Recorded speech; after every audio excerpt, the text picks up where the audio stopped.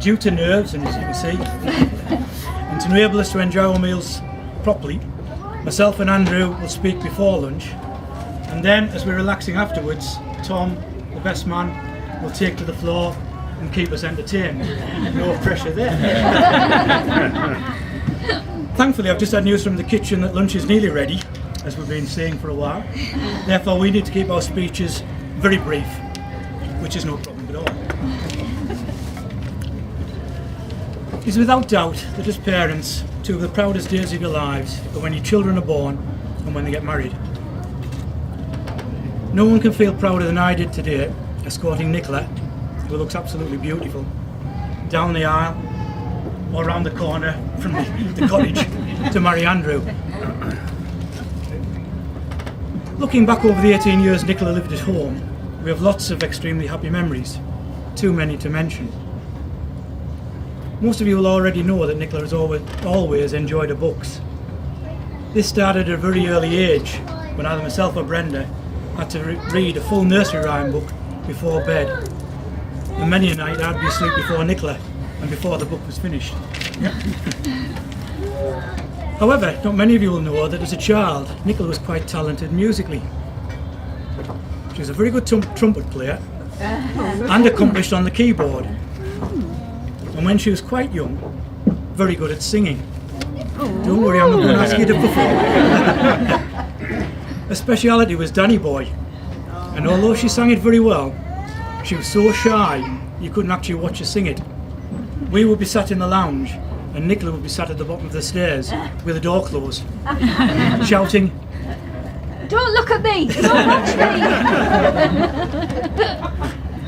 When she was small, she also enjoyed her puppets, where Gordon the Gopher, Ed the Duck and Sooty Sweep and Sue were her favourites.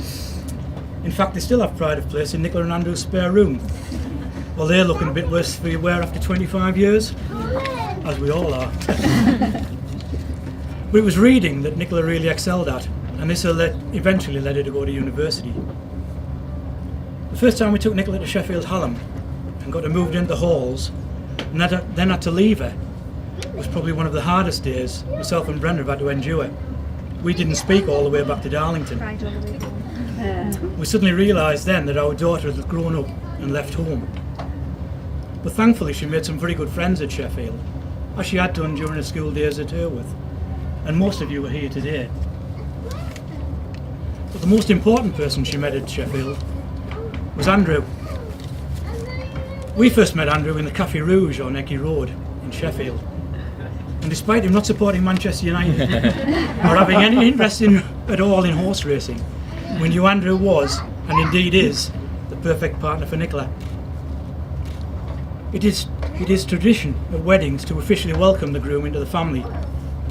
But as far as we're concerned, Andrew's been part of our family for the last 10 years.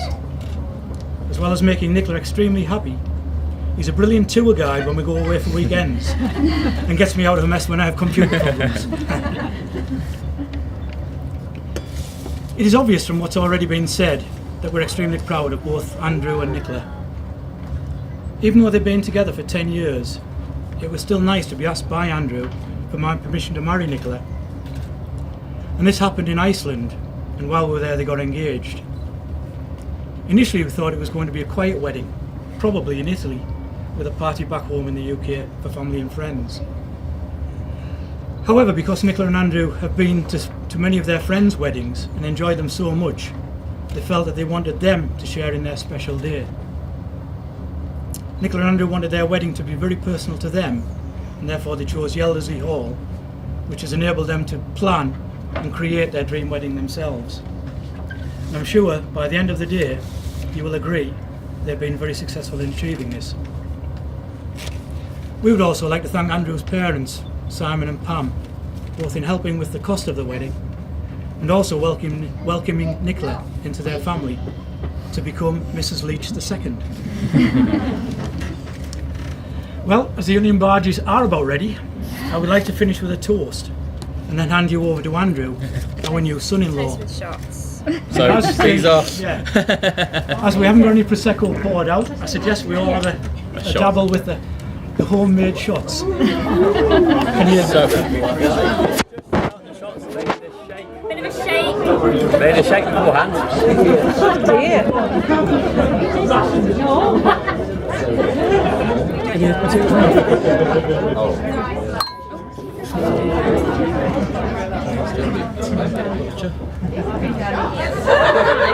Okay, everybody ready?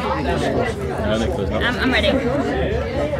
To the bride and groom, Nicola and Andrew, we wish you all the love and success in the world, and that you remain extremely healthy and happy in the many years to come. Nicola and Andrew. Nicola and Andrew. Thank you. Well, like this didn't even come out. It's quite nice.